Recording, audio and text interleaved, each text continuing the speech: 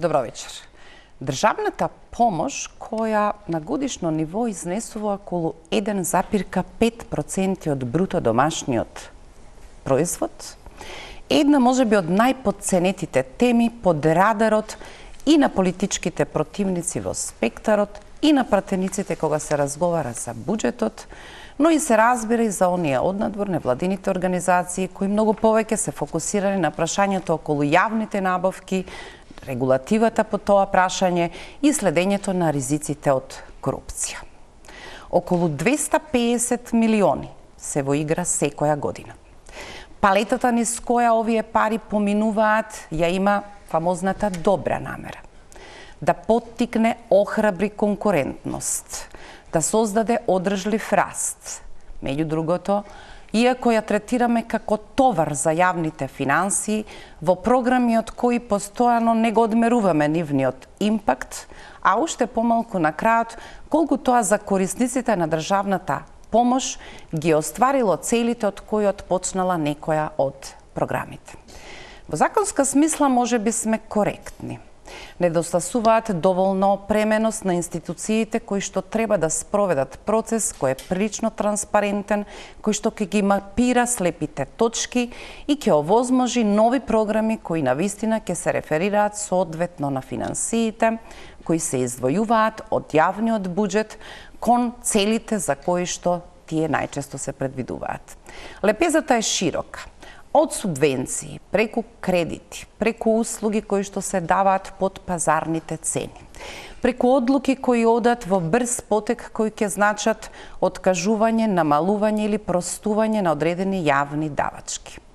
Колку целиот овој спектар кој носи сума во буџетот која не е за подценување, а е надвор од било какви контексти и проверка. Дали постојано се повторуваат исти компании? Зошто воопшто е начелото дека секој мора да остане на пазарот? Зошто не е нормално дека се излегува и влегува? Во програмите за државна помош можете да бидете релативно во некаков период во кој е можно да ги остварите целите на програмата. Ако и тоа не оди, вашето излегување од надпреварот би требало да биде сосема логична работа. Тоа што дополнително загрижува е што буџетот е пренапрегнат, а интензитетот на глобалните кризи кои рефлектираат и кон Македонија добива циклус кој веројатно не дава шанса ниту да се проверат ефектите, а уште помалку да бидеме подготвени за нови искушенија. Конфликтот на Блискиот Исток испраќа сигнали дека одново можеби ќе бидеме во ситуација во која и бизнисот кон сопствената влада ќе се постави во позиција на нова потрега на интензивна и експанзивна државна помош. Такви фази поминавме и таа во ковидот, да речеме, не чинеше 2,1% од бруто домашниот производ. Последиците што ги создава таквата масивна интервенција, нималку таргетирана, во одредени фази имаше свој психолошки ефект на неснаоѓање, ако е во прашање ковид кризата. Но подоцна и економската, односно кризата со енергенсите, донесе во 22 година повторно 1,9% од бруто домашниот производ кои отидоа во државна помош. Како да се сврти светлото кон овие прашања, што може да се подзачисти во регулативата и како да се оснажат инструментите и институциите надлежни да ги синхронизираат политиките. Звучи прилично нејасно, нечисто и не така важно на прв поглед. Но со оглед на целите за овие пари кои што се издвојуваат, вреди да почнеме и да поразговараме што би требало да бидат првите важни чекори кои ќе ги поправат позициите на контрола, ефикасност и вистинско мерење на ефектите. Мои гости вечерва, Благица Петрески, добро вечер, Finance Think. Добро вечер. Вие бевте домакин на повеќе од регионот институции кои разговараа за оваа тема. Не е специфично само за Македонија оваа прашање, но интересно е што аспектите во решавање на некои од проблемите почнуваат да стануваат драстично различни во регионот, па вреди да речеме кој е можеби добриот пример и да се превземаат некакви пракси кои што може да се следат. Ако е возможно на тој начин да се антиципираат голо само туѓите решенија, веројатно треба да има некаква комуникација Апсолутно, оваа тема во голема мера, како што и самите вие напоменавте, не е атрактивна за јавноста, можеби е и тешка да биде разбрана, иако на крајот од денот и како допира до крајните ефекти кои што ќе ги има врз и економскиот раст, меѓутоа и вкупната конкурентност на економијата, но уште помалку оваа тема е дискутирана во регионални рамки, иако ако погледнеме од друга страна за која намена се даваат овие средства, ќе забележиме дека, например, една од целите за која што се дава е поттикнување и привлекување на странски инвестиции, и ако тоа го споредите во регионот, ќе забележите дека секој од земјите на некој начин го прави истото и во регионот правиме една своевидна трка кон дното. Од тука беше вкупната иницијатива да започнеме оваа тема, да ја третираме на регионално ниво и да пред 2 недели имавме, со гордост би сакала да се пофалам дека првпат во Македонија имавме регионален настан каде што на едно место ги собравме сите клучни чинители од комисиите за заштита на конкуренција, од давателите на државна помош, каде што подлабински 2 дена работевме за некои теми да ги идентификуваме каде може и координацијата да биде подобра, меѓутоа и ефективноста на овие мерки. Синиша Наумовски, професор на Хайделберг институтот во Скопје. Добро вечер и за вас. Добро вечер. Од друг еден поглед, либерален, колку треба да и помагате на економијата, при тоа да не ја загрузите точката дека всушност не ги нарушувате правилата на слободниот пазар и конкурентноста, и тоа се тие нијанси во кои треба на вистински начин да се одмери помошта, но ова не се суми кои се за занемарување, доколку сакаме вистински ефекти. Ќе биде од корист да ги чуеме вечерва и вашите анализи. Прва пауза за реклами, па тргнуваме со дебатата.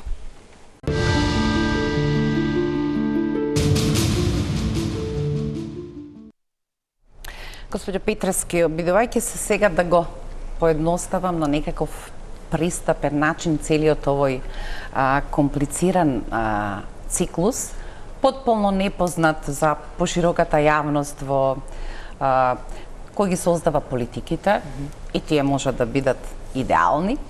Законот за контрола на државната помош функционира по принципот на начелото забрането е, ако можам по наводници така да речам, и тој се занимава со исклучоците во кои државната помош низ политики, шеми, ќе биде одобрена, затоа што работата на Комисијата за заштита на конкурентноста е всушност да ги спречи нарушувањата. Значи, да создаде политика на зајакнување на одредени ентитети кои би можеле да дадат придонес во смисла на подобрата конкурентност.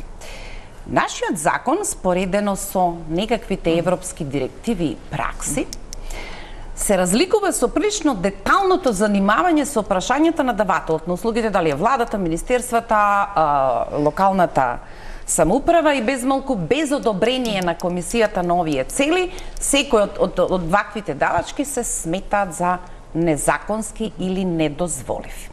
И понатаму веројатно тргнува тој голем круг во кој на крајот импактот или одговорот на квалитетен начин за дадените финансии го нема повратно одговорот, бидејќи ниту е опремена, ниту законот на посебен начин ја обврзува, на начин на кој што европското законодавство се занимава директно со корисникот.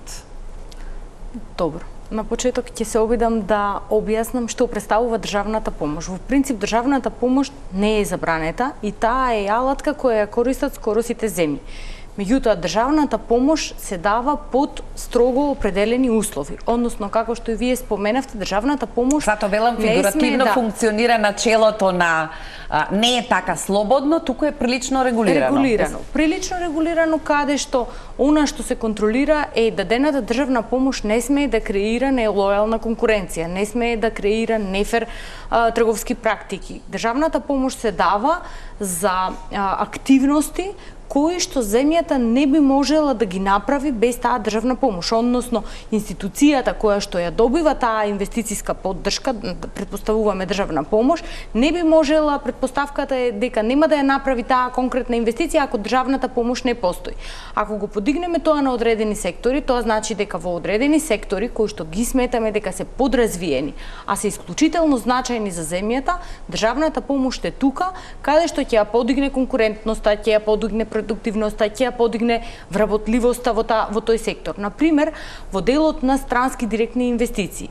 Привлекувањето на странски директни инвестиции, начелото е дека ние во моментот како сме ги започнале странските директни инвестиции, не би можеле тие странски директни инвестиции не би можеле да бидат реализирани во земјата ако ние не сме овозможеле одредени поволности или одредена помош која што посебно во тој дел била и преку форма на поттикнување на вработувањето и преку одредени даночни ослободувања, подоцна ваква државна помош била дадена и на домашни компании кои што крајната цел била да се поттикне нивната конкурентност и инвестициите во тој сектор, па биле давани и конкретни субвенции.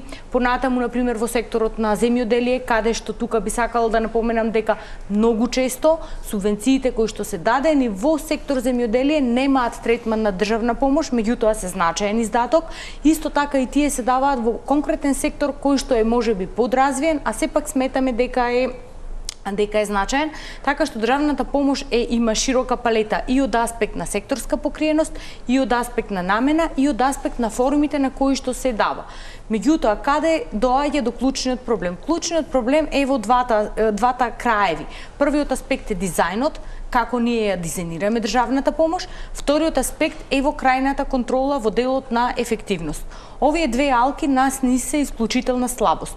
Иако законот не е во голема мера усогласен со она што се европските директиви, сепак, например, при дизајнот во една од нашите анализи која што беше пред 3-4 години, каде што ја меревме ефективноста на две мерки во делот на Закон за финансиска поддршка на предпријатието, една компонента и во еден дел на ФИТР, првиот дел на компонентата на ФИТР, идентификувавме дека кај првиот дел на делот на Законот за финансиска поддршка на компании, мерките кои што биле дадени не биле ефективни, за разлика од оној на ФИТР, и ако подлабински ги лоцираме зошто е ваквата неефективност, идентификуваме дека во голема мера се должи на недоволниот инсентив или недоволниот мотив за инвестицијата да биде направена. Зошто? Затоа што средствата биле давани откако инвестицијата била направена, а не предходно, што е спротивно на основното барање за државната помош. Така што, можеби, првиот чекол на лош дизајн дава крајни резултати на лош ефект. На крај, кога доаѓаме до ефективност, ние во делот на ефективност многу малку мериме каков бил ефектот кој што конкретната мерка или програма ги нуди. Зошто? Затоа што прво, да, потребни се одредени технички вештини за тоа да го измериме, меѓутоа вториот аспект е пристапот до микроподатоци. Кај нас, нажалост, се уште ваквите микроподатоци изостануваат и вие и да се обидете конкретна мерка да ја дизајнирате, тоа значи дека вие треба да ги имате сите компании кои аплицирале, да имате низа на индикатори. Добро, и тоа е сложена постапка и затоа ние многу малку ја мериме ефективноста, а тоа е клучно пак за ние да направиме правилна рационализација на вкупната државна помош. Едно поопшто прашање. Добро. Кризите изоштрија еден однос, чудна симбиоза на владите, независно чии се, и бизнисот, кој е исклучително тивок во помирните периоди, а сега во период на интензивни глобални кризи, комплементарни, како да е тоа чуден еден споил систем во кој што единственото што ги интересира да се притиска се така наречените големи пакети на државна помош, оти треба да преживее и стопанството, ако преживее стопанството, ќе преживее и буџетот и ќе биде помала цената на кризата. Се помалку знаци има дека бизнес заедницата толку внимание би посветила за било која друга политика која би требала да биде добро обкружување за бизнес заедницата, која ќе создава погодности за да можат да исчекорат сами, отколку овој однос во кој секој разговор со коморите е имате ли намера да дадете нов пакет на специјални мерки, тоа станува една психолошка состојба на постојано навика дека тоа е вистинскиот однос на една влада и бизнес заедница. Да, токму така. Благица спомна на почетокот добар вовед за што впрочем значи државната помош. Значи и на почетокот при креирање, ако вака добро направиме една анализа од толкувањето на колешката и на крајот ние имаме слабости. Значи во цел процес. Што тоа покажува? Точно во секоја криза, ако анализираме и пред ковидот, и во ковидот, и после со украинска и сега до денес, ние во еден рамна е линијата кај нас, во континуитет даваме околу 130 до 230-250 милиони евра од буџетот како финансиска поддршка. Додека кај другите земји во анализираниот период тоа не е така. И најголем дел од таа помош се однесува на земјоделство, а најмал на мали и средни компании. Сега, тука можеби треба да го фокусираме она што го говореше колешката како вовед. А во ова што ме прашувате, логично е бизнес заедницата секогаш да се потпира на поддршка на државата. Да, тоа е логично, затоа и постојат коморите. Но можеби добра анализа треба и фокус да направиме што ние успеавме за 3,5 декади во однос на продуктивноста на трудот. Тоа е важна компонента. Дали ние со таа државна помош направивме попродуктивни работници или не? Дали ние денес разговараме за минимална плата, тоа значи разговараме за нешто што не ја креира пазарот на трудот, значи не сме направиле подобра бизнес клима. За тоа да направиме, нели, треба можеби и други варијабли да ги подобриме. А за жал нема не отстапуваме од дефиницијата дека прашањето на продуктивноста е врзано со учинокот на работникот, а не прашањето на продуктивноста дека се повеќе станува врзано во обкружувањето, во економскиот оператор кој ќе ги создаде новите услови да можете да бидете продуктивен. Ако вие доцнете технолошки, вие не сте за надпревареност. Јас сум предприемач. Од таа позиција би говорел вечерва. Од позиција на предприемач, ако јас барам државна помош, моето мерење на ефективата ќе биде колку сум ја подобрил јас како компанија со мојот тим продуктивноста на учинокот. И врз основа на тоа ќе влијае врз економскиот раст на самата заедница наречена држава. Тоа е основната логика според мене. Ние сме 4 пати помалку продуктивни од германскиот работник. Може би тука сме и со американскиот работник, еве ако можем така тие две земји каде највеќе делувам да ги земам во оваа анализа. Она што зачудува е некако во континуитет ние сме навикнати како пракса, самите вие го спомнавте тоа што прашање или како вовед во поканата да започнам да говорам вечерва, ние сме некако природно надарени да бараме секогаш помош од државата. А не поставуваме прашање што сме направиле ние за државата. За ова малку изгледа политичка реченица, ама вистината е следна. Ние имаме бројни примери на организации и државни институции кои денес не постојат, а кои никаков ефект не дале во годините 10 или повеќе од 10. Ги спомнавте, нели? Фондови за иновации, не знам што уште не имавме во минатото. Значи ние сме можеби земја или еве и регион ако сакате, мада мислам дека соседите ви одгоре се попредприемачка нација од нас, ако и овие другиве, ајде, и овие долу на југ, генерално предприемачкиот дух е она што е реално празнина кај нас. Ние некако гледаме дека државната помош мора да ја добиеме на овој или оној начин без да водиме сметка за ефективите. И затоа покажуваат анализите на сите земји во Западен Балкан, токму македонската анализа покажува некоја стандардна крива. Од 2018 до 2024-5 вие имате константна помош, без разлика дали сме биле во криза, во екот или сме излегувале од таа криза. Можеби се ова кога го споредите со другите земји не е таков пример. Не е таков со Србија, не е со Албанија и така. Ние разбравте поет. Да, добро. Јас сметам дека треба поразлично да ја толкуваме малце државната помош. Да, државната помош е беше клучниот фискален инструмент, особено во текот на ковид кризата, каде што порасна во тек во цел Балкан, дури на пример во Косово истата достигна фантастични 6,5%. Србија 3,7%. 3,7%. Наспроти нашите 2,1%. Например, да, наспроти нашите кај нас е постојано во некоја умереност, меѓутоа државната помош не е клучната цел да брани само од криза.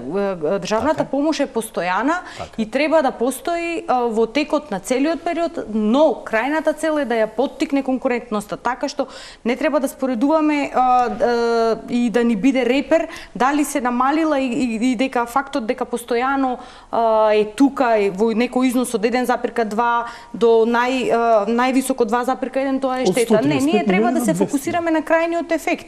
Ако на пример ги споредиме за тоа каков бил интензитетот во однос на економскиот раст, ќе забележиме дека во Западен Балкан ние од 2018 до 2024 година имаме проблем од аспект на ефектот кој што државната помош го дава, затоа што постојат земји со слично ниво на раст по однос на бруто домашен производ по глава на жител, но многу различни нивоа на државна помош која што истата ја дава.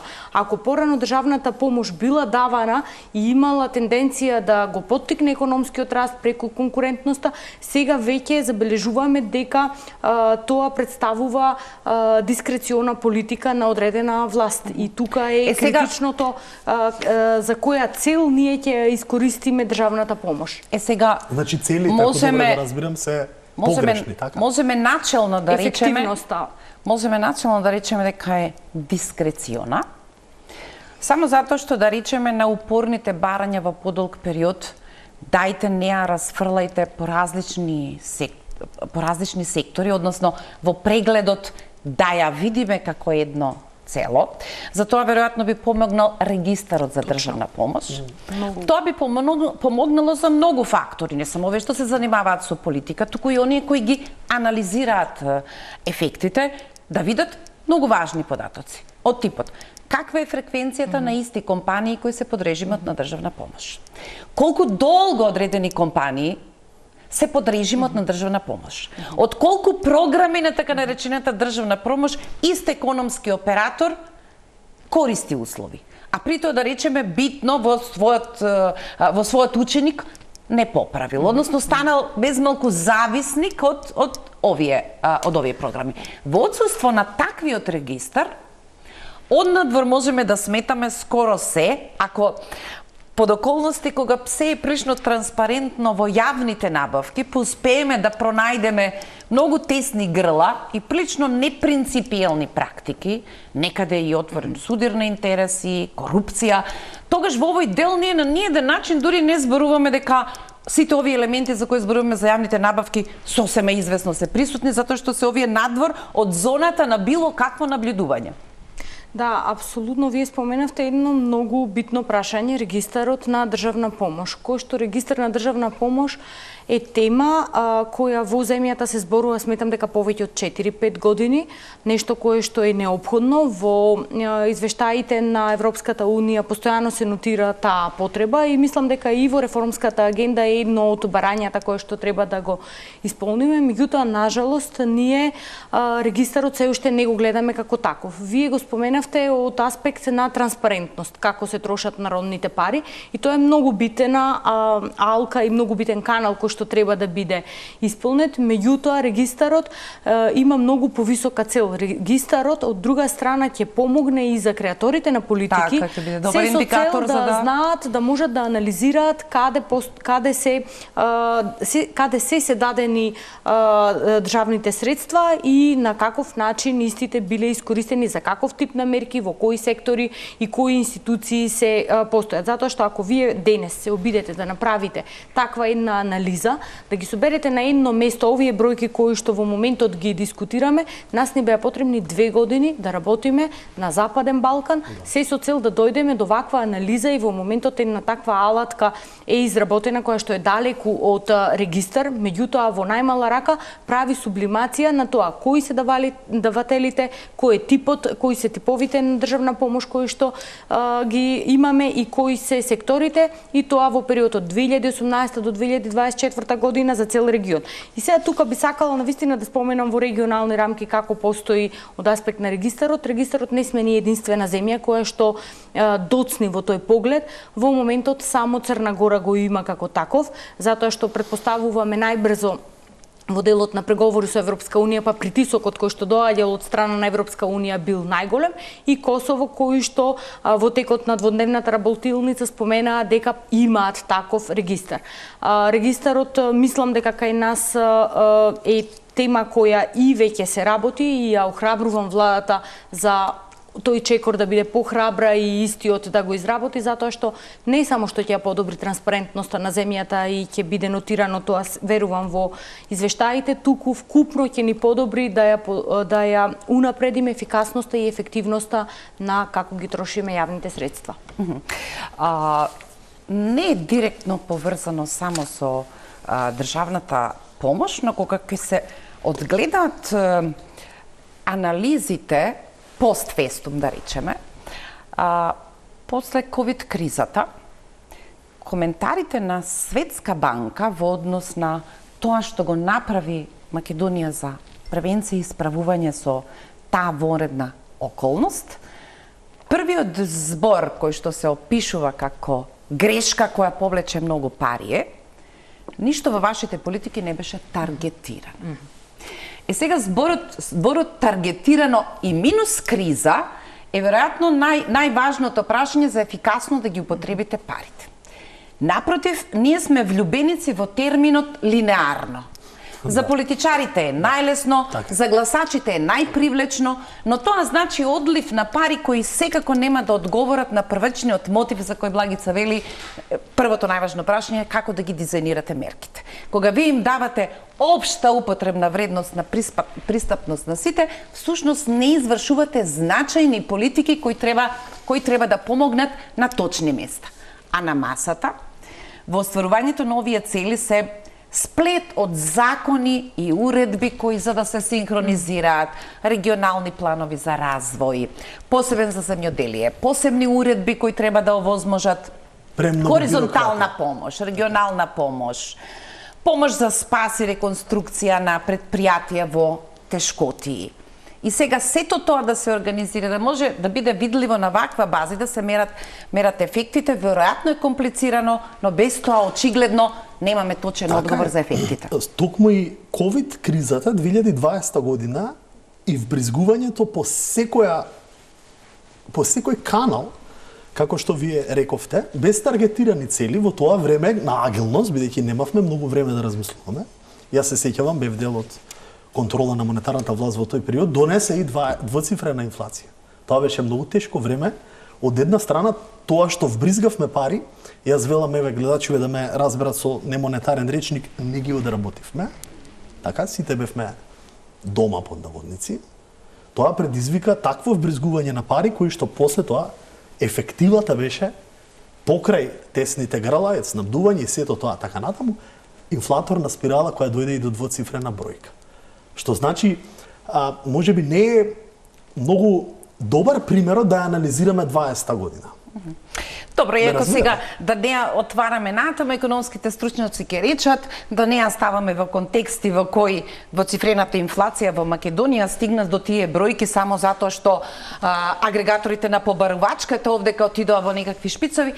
Тоа е една голема варијабла. Интервенцијата беше воредна, психолошка, адхок интервенција во која бевме безмалку, без глава, затоа што во главата ни беше тешко да разбереме кои ќе бидат димензиите. Во текот на поентата на линеарност беше уште поизразена во текот на енергетската криза, каде што, например, ако се сеќавате, линеарната поддршка на сметките за електрична енергија беа за сите.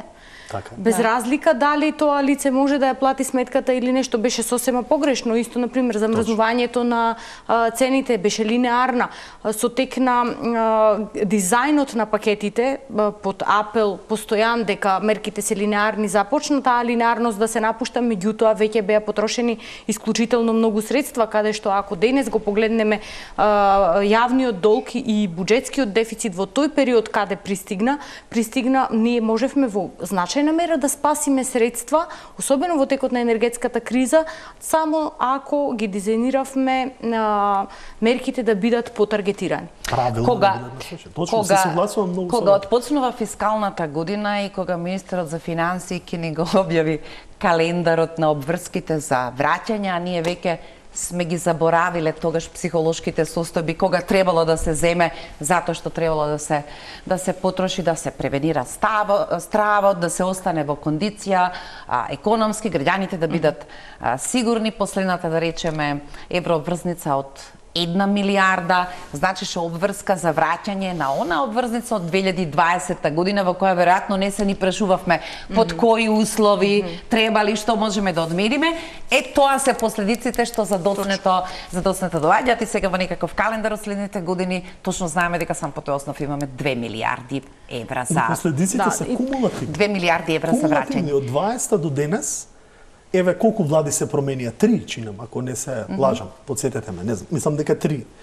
И сите влади наследуваат една на друга наталожена проблематика за ова што денес го дискутираме. Затоа е кондицијата така како што е. Денес не можете да разговарате вие за раст. Јас често пишувам јавни колумни, сега немам долго време, за раст велам, јас сонувам 5 до 7%, за да може граѓани да го осети тоа. Но тоа сега е илузија ако вие пишувате и говорите. Па добро, вие... разбирате, денес сме стрикни со 3,2% сме стрикни. Вие однадвор имате право да санувате и секој од нас. Лошо е кога со ништата на овие што се бават со политика и треба да заработат на избори, стануваат и некакви јавни ветувања, а на сите ни е јасно дека таа динамика не може да се оствари под околности во кои другите сидра на понуда во нивната политика не одат баш така како таа прогноза за раст. Но што би можеле друго да направат? Сакам само едно поконкретно прашање. Граѓаните малку знаат за превземените обврски кои ќе одат на оваа линија на скратување се повеќе на државната помош и субвенциите. Во планот за раст се обврзавме на некој скалест принцип на намалувањето на субвенциите во однос на струјата. Сега е релативно тешко да им објасниме како тоа ќе изгледа во смисла на сметките, но целата идеја во еден период и да се задолжувате, и да давате државна помош, е да направите добра, здрава пирамида во која после една декада се надевате дека вашата приходна страна ќе се раскомоти од оваа тежина и ќе може да планира на начин на кој што не е сега. Се испланиравме, ни фали за капитални инвестиции, овие 3,5% буџетски дефицит ќе бидат всушност да ги покријат капиталните инвестиции. До таа фаза не стигнуваме. И напротив, продолжуваме со политиките за сите. Да, видете, ние оваа дискусија, за сите пензионери. Ние оваа дискусија дека се задолжуваме и ќе се потрудиме тоа да биде за развојни цели, ова е дебата повеќе од една декада. Каде што психолошкото ниво најпрво го зголемувавме на јавен долг, најпрво беше 50, 55, 60, сега веќе кога го достигнавме 60 и тоа е 60% од бруто домашен производ и тоа е веќе и фискално правило, сега надминуваме, ние не успеваме да ги оправдаме дека ние се задолжуваме и со овој долг ние ќе направиме развојна компонента. Напротив, со последните задолжувања јасно беше нотирано дека во голема мера средствата кои што ги позајмуваме се за враќање на стари долгови. Зошто ние не успеваме? Затоа што ние трошиме, меѓутоа не креираме соодветна реформа. Например, вие трошите предходно за едно од клучните ветувања на предходната влада беше минимална плата.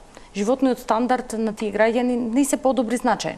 Во оваа влада забележуваме дека едно од клучните ветувања е да имаме повисоки пензии за пензионерите. Во моментот не забележуваме дека животниот стандард на пензионерите се подобрува. Напротив, една од анкетите која што го мери квалитетот на живот покажува дека и понатаму услугите кои што се за пензионерите, како што се например старски домови или други услуги, се исклучително недостапни, се исклучително скапи и пензионерите не препознаваат дека тоа е клучната алатка. Ние истовремено трошиме повеќе средства за пензии, меѓутоа не обезбедуваме реформа која ќе го стабилизира пензискиот систем и на долг рок зависноста од централниот буџет ќе ја намалиме. Ние секоја година трошиме се повеќе средства за плати на јавна администрација, но услугите кои јавната администрација ги нуди се со полош и полош квалитет и граѓаните имаат исклучително незадоволство и така што ние ако не обезбедиме повисок квалитет на услуги, каде што граѓаните ќе го почувствуваат и на таков начин да ја поттикнеме развојната компонента, без разлика ние што понатаму се задолжуваме, не гледаме ефект. Затоа ние сакаме да ги врзиме средствата кои што се задолжуваме со конкретни реформи кои што на долг рок ќе дадат ефект и на таков начин она што вие го зборувате ќе го почувствуваме на приходната страна повеќе, меѓутоа и расходната страна ќе ја подобриме структурата која во моментот е мислам лоша. дека во овој контекст дозволете ми се окей, да дополнам само. Ние имаме повторно, така и започнав. Одлично е тоа, го кажавте, сето тоа е така, се согласувам. Кај нас предприемништвото е проблем. Ние немаме предприемачки дух. Чуму, еве ќе ги подобриме услугите. Но вие ако не направите мали и средни бизниси кои ќе генерираат приходи, нема развој. Тоа е основната филозофија. Ние се позајмуваме, видете ги анализите, еве ги бројките, за кои отвараме вечерашната дебата. Македонија има од 0,7 до 1,2 милиони евра помош за мали и средни компании од пред ковидот и сега. Тоа не е доволно, тоа не е воопшто доволно. Еве и да биде многу кратно повисоко. Ние немаме таа култура. Кај нас предприемачот е, се простете малку ќе бидам по не дипломатски во говоров, да бидеме поатрактивни, да не бидеме многу по by the book и така натаму, мислам дека ни недостига тој дух на предприемништво. Кај нас успешен бизнисмен, предприемач, извинете, ама е веднаш криминалец. Ние предприемачиве, еве, јас сум 10 на 12 години, оние кои се многу поуспешни, денес викаат немам социјални медии, не излегувам на сакаме тишина. Ние не научивме дека културата и атрактивноста е во предприемачкиот дел. Можеби мојава генерација, еве тука сме со Благица генерација, не успеа да ја развие, не успеа да ја добие таа битка да свати дека предприемништвото е благослов, а казна е државната позиција. Државната работа е казна. Ние користиме државна помош само затоа што знаеме дека ќе ни помага некој без да имаме ефективи. Па лесно, едноставни се пресметките. За 35 години што имаме подигнато од тоа што сме користеле помош? Каде ни е земјоделскиот сектор? Еве. Каде ни е земјоделскиот сектор? Ако даваме по 140 на милиони евра, највеќе од земјите со, ако ја исклучам Србија, бидејќи капацитетот на нејзиното земјоделско стопанство е многукратно поголем. Нема ефекти. Ние ги користиме, ние стануваме земјоделци во однос на блискоста на некој со некој. Значи, дали реално парите се пласираат? Ние стануваме измислители на некаков вид на пица или на не знам што, во некаков фонд. Говорам за 35 години. Кај нас, можеби, идните генерации кои ги викаме мета, универзум генерации ќе имаат предприемачка слобода. Затоа што му треба еден имејл и компјутер, врзан на интернет. Доволно е денес за тоа. Сакам да кажам, тука некаде можеби го гледам идниот развој на Македонија. И сум многу среќен што окружувањето кај мене, извинете, ќе завршам, има многу компании кои работат од тука на странски пазар. Тука треба да ја таргетираме ние помошта. Колку компании од информатичката, еве и од финансискиот сектор, работиме седејќи во Скопје или во друг град од вътрешноста на американскиот или на европскиот пазар, или еве и на азискиот. Тоа е приказната на оваа земја. Предприемачкиот дух, или јас често викав порано, предприемништвото е патриотизам. Ништо друго. Ништо друго. Одлично што ова го спомена Синиша. Каде би можеле брзо, ефикасно, ве се обидувам да превртам во главата, секој од надлежните во, без оглед чија била владата на СДСМ или на ВМРО, во извесен период зборувале дека нешто мора да направиме во врска со приказната за земјоделските субвенции, нешто не функционира, нешто е грешка во начинот како имаме поставено работата, а парите не се за занемарување, меѓутоа никогаш таа приказна не станува вистинскиот пилот, имате од 2006 до сега, цели 20 години од како прв пат се креваме на некаква повисока сума, ние го немаме вистинскиот одговор. Што направивме, каде се движиме, и на сите ни е јасно дека колку повеќе креваме во милионите субвенции, толку повеќе увезуваме храна, нешто очигледно не е во ред со нашата формула. Би можела ли таа приказна да биде добриот пилот низ кој можеме да покажеме каде грешиме во дизајнот и на крајот него добиваме ефектот? Видете, ако вкупно гледаме каква форма на политики на земјата и се потребни, затоа што Синиша ги спомена предприемништво, тука нема брза трака. Меѓутоа, ние треба да почнеме од градење на човечки капитал, јакнење на инфраструктура, значи под инфраструктура не зборувам само патна, зборувам и енергетска, зборувам и дигитална, зборувам секаква форма на инфраструктура, каде што по сите параметри ние имаме поле огромно за подобрување, па вклучително инфраструктура која ќе ги подобри земјоделството, затоа што во една анализа кога ја анализиравме, кажуваат луѓето дека ние немаме системи соодветни за наводнување. Ако ние немаме соодветна инфраструктура за наводнување во земјоделието, ако ние немаме соодветна инвестиција во технологија, ние не може да очекуваме стеларни резултати, дали е тоа земјоделие или е било кој друг сектор. Така што тоа се отприлика некои пунктови кои што се клучни. Второ, извозно ориентирање, што значи дека стандардите на начинот на производство кои што ќе се произведуваат тука и целење кон повисока додадена вредност се одредени аспекти кои може земјата да ја подигнат од аспект на што ние постигнуваме и како до позабрзани стапки на раст и развој. Значи го допревте образованието. Ако фатив некој, тука е клучен. Тука и во овие анализи што ги погледнав, таму граѓани во образованието го гледаат покрај здравствената заштита. По дефиниција образование, тие сега, нели, се единствениот капитал што ние го поседуваме. Да, но што направивме? Здрав и образован што направивме на во тој пазарот на трудот. Не можете да имате вие креирање на научни титули 24 установи. Значи образованието вели вака: сакаме стопанството бара такви и такви профили.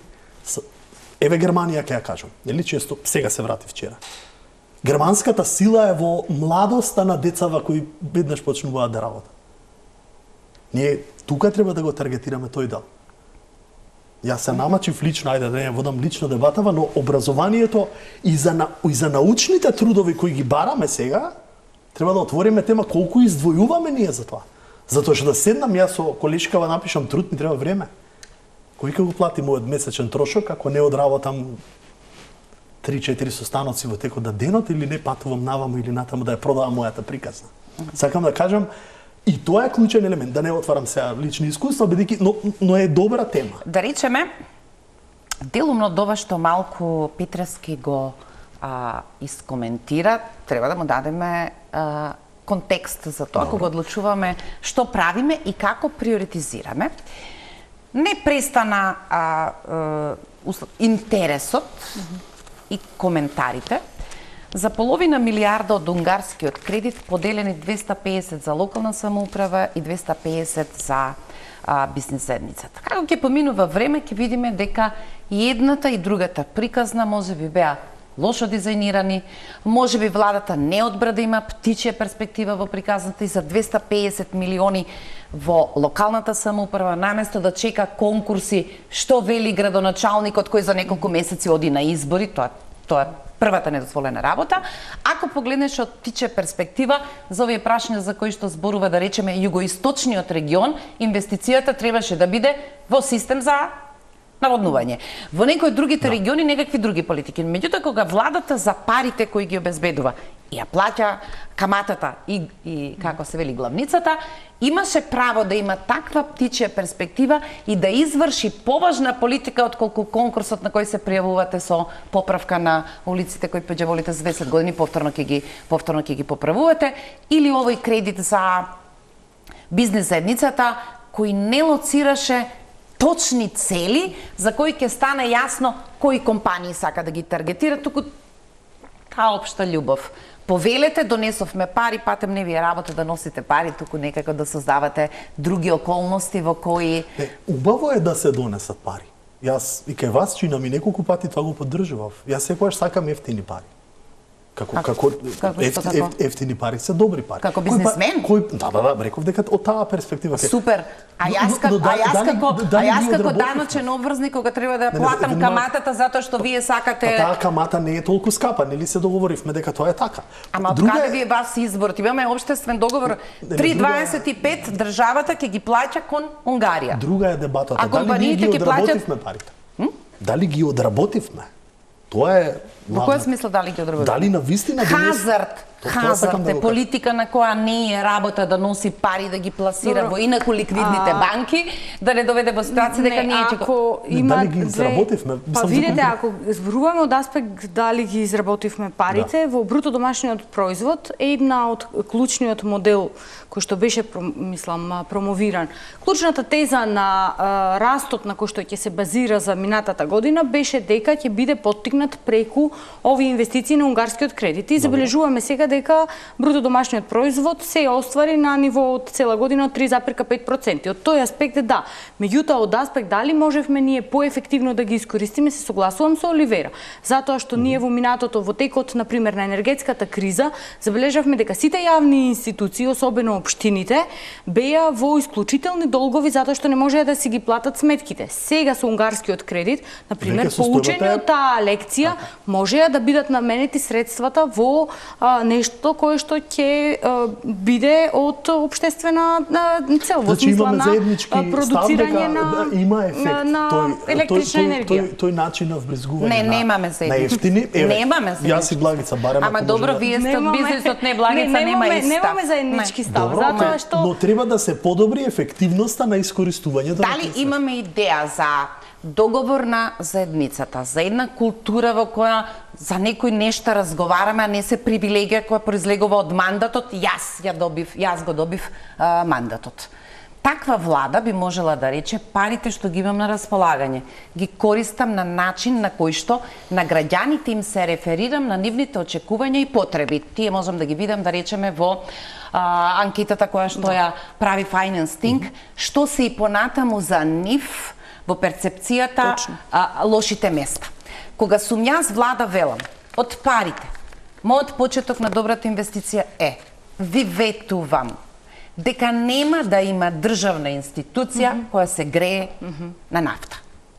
Тоа е одговорен однос кон секого од нас кој што има искуство со државни институции, образовни институции, кои се секаде не се само концентрирани во Скопје.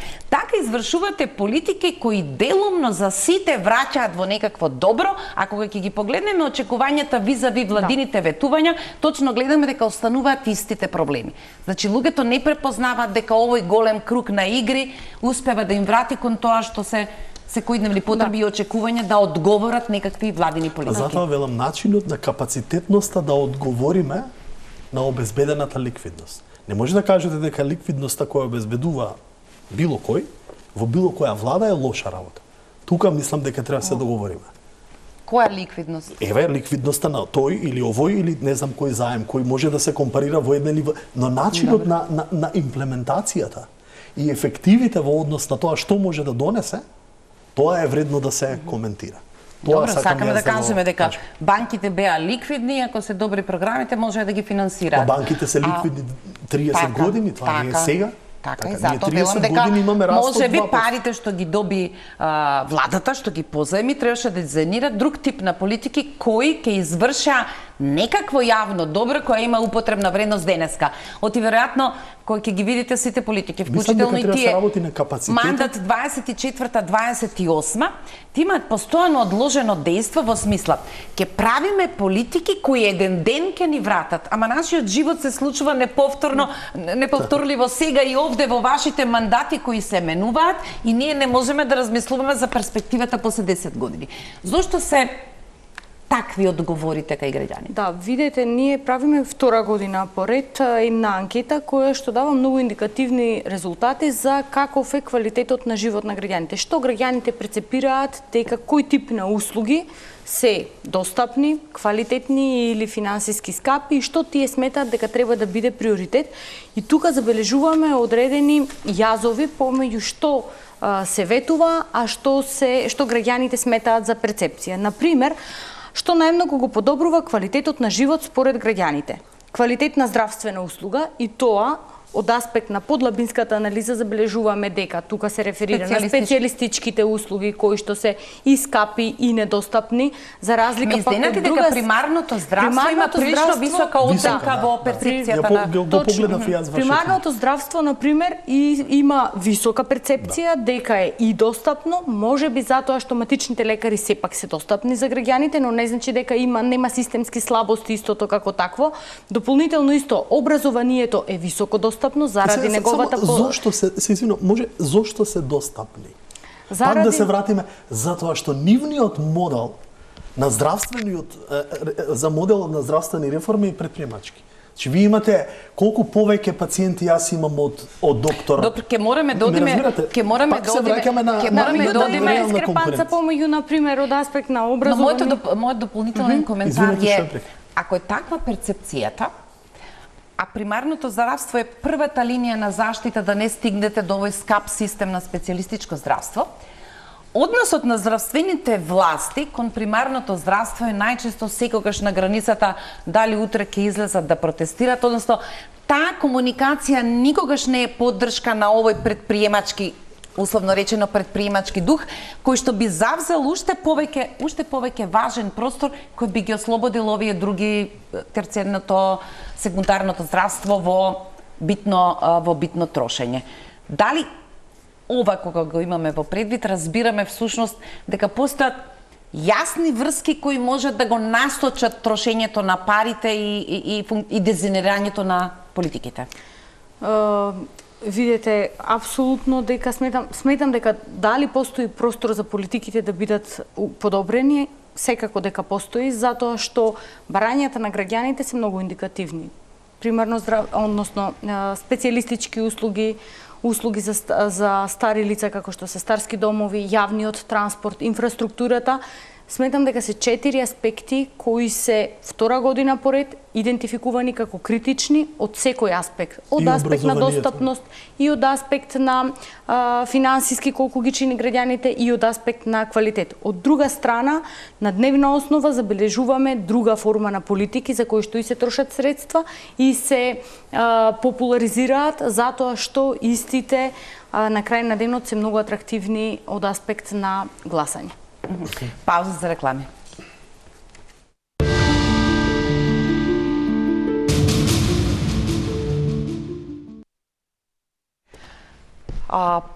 Последните 15 на минути одлучив сепак тоа да не биде почетокот, а да биде крајот на нашиот разговор.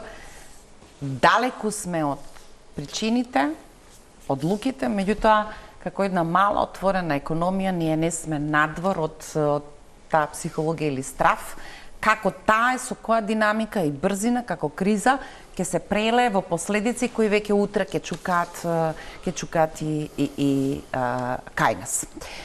Циклусот во кој излегувате 22 од COVID, 22 енергетската и еве сега повторно на прагот веројатно на нова криза се циклуси кои бараат адхок решенија, кои ја трошат енергијата, кои ги фрлаат сите други политики на страна од и веројатно притисокот го прави своето, ги кршат сите правила колку се раздвоени бизнисот и државата, веројатно од 2008 после финансиската криза тоа повеќе станува од јасно дека е правило што ги исклучува тие врски.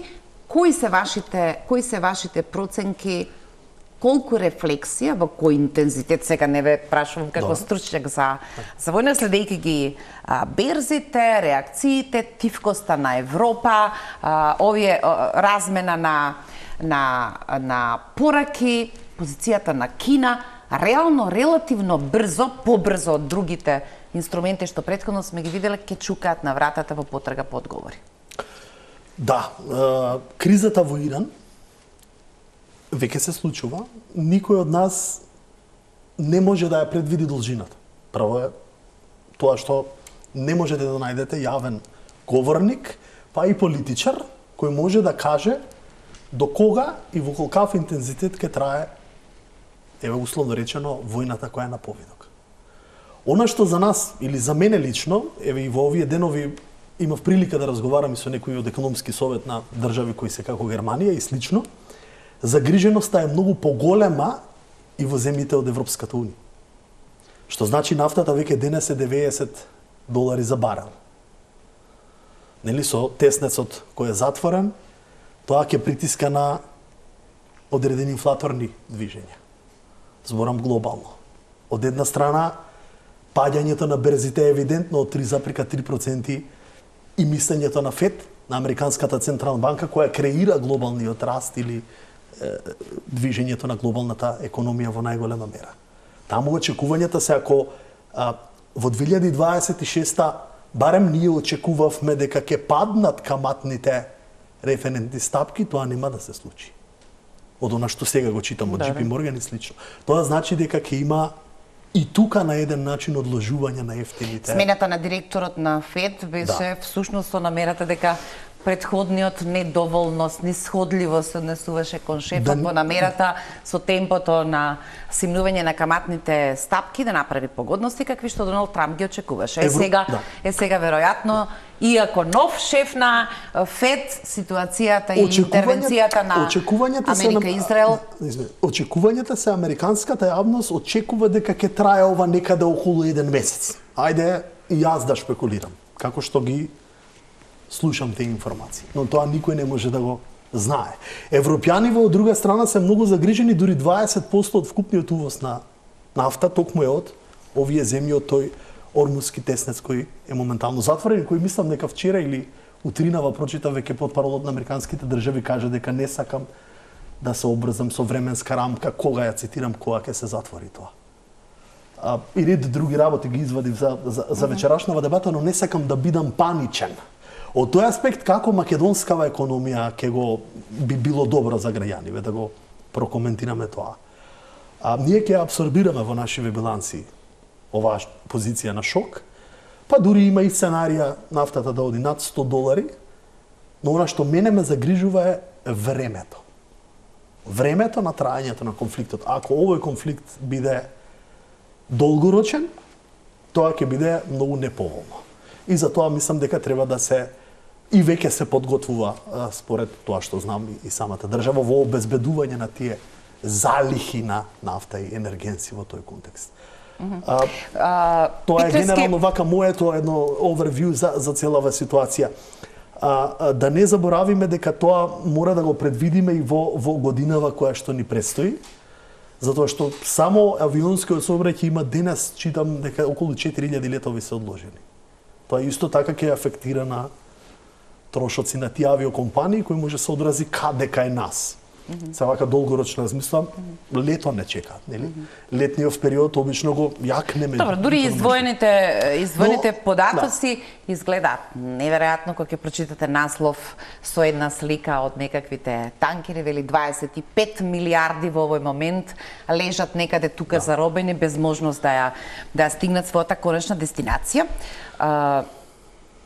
Кој со која динамика и каква влијание сега ќе ги прави проценките.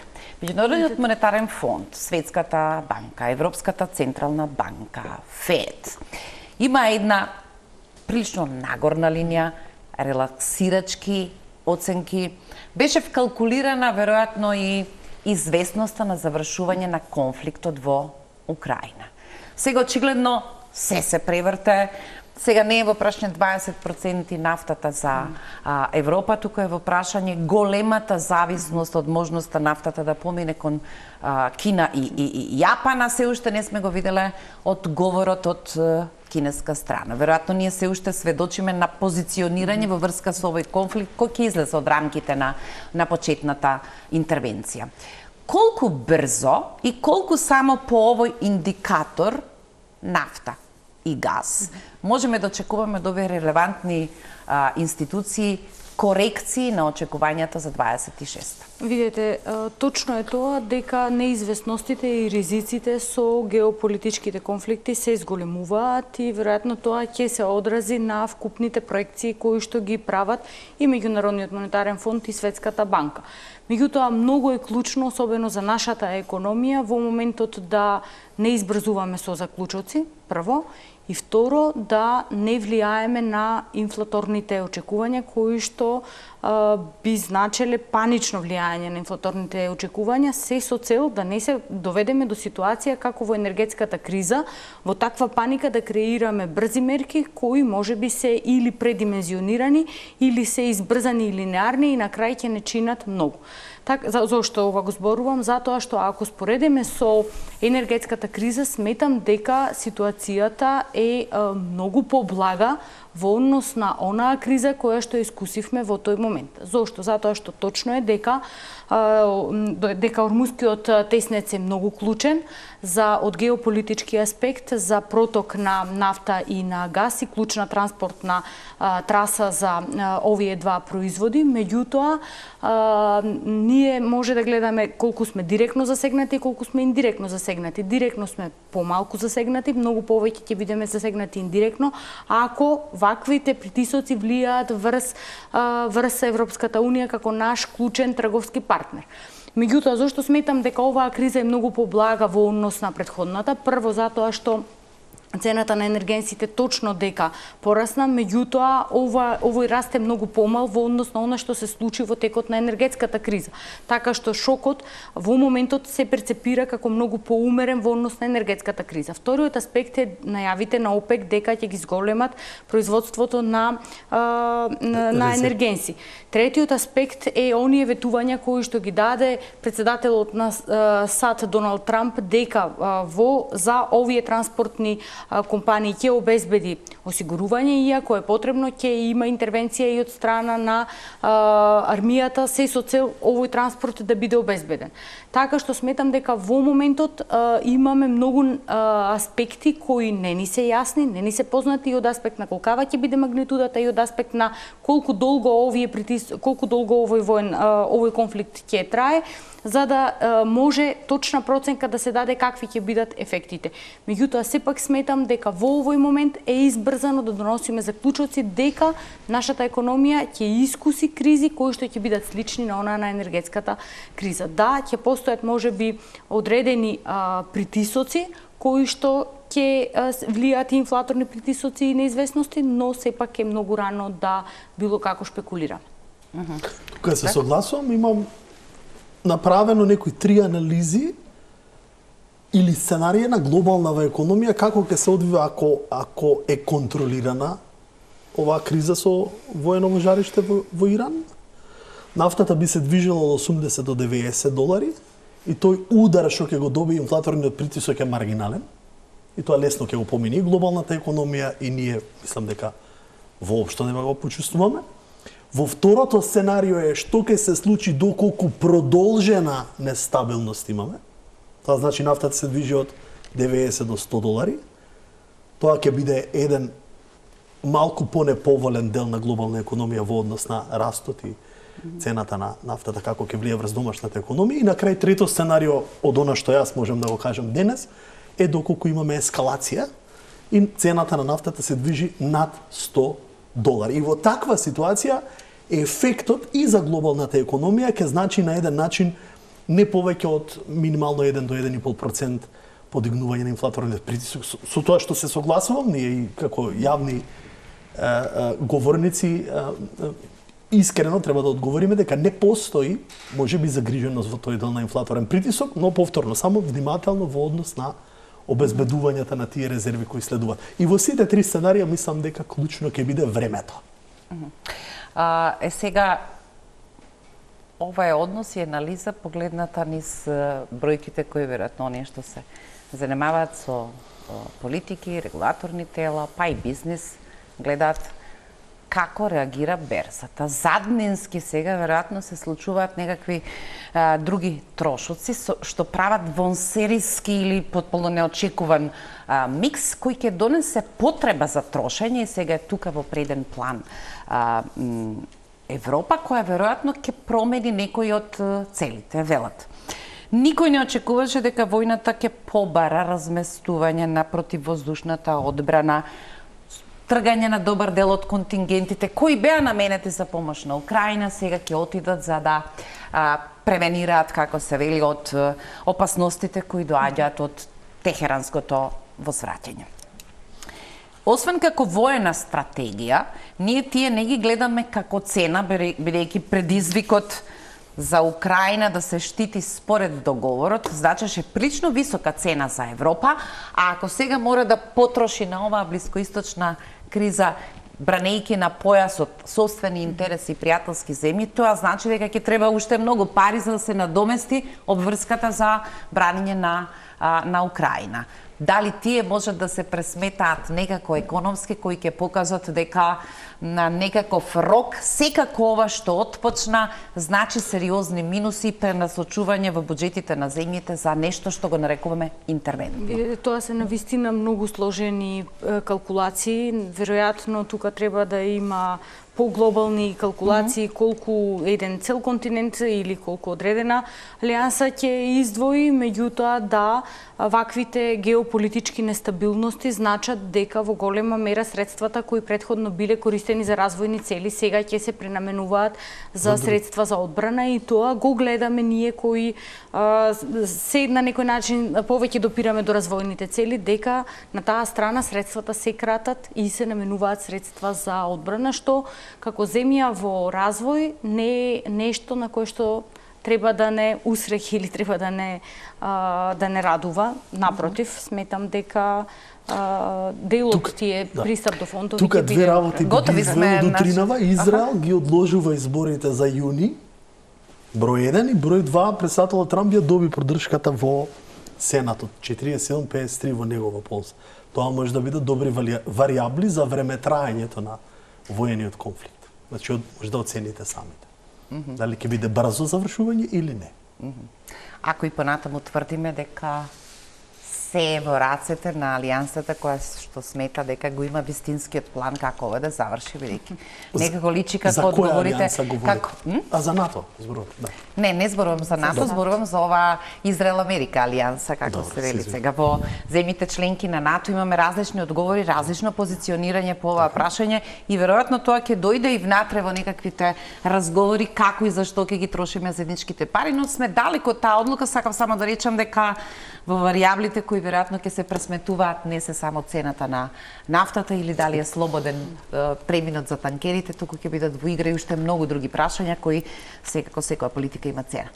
Јас ви благодарам, се надевам поставивме прашања за кои не сме си ги поставувале до сега, ќе бидат важни за упорните борци за трошењето, одговорното трошење на јавните пари, начинот на кој владата ветува дека ќе се обиде да го сведе на минимум неразумното трошење на пари, да видиме како ќе бидат поместувањата и како ќе дизајнираме политики за да дадеме максимум ефект. Ви благодарам уште еднаш што бевте мои гости. Благодарам се покана. Почитувани, благодарам што не следевте. Останете со Телма телевизија. Пријатно.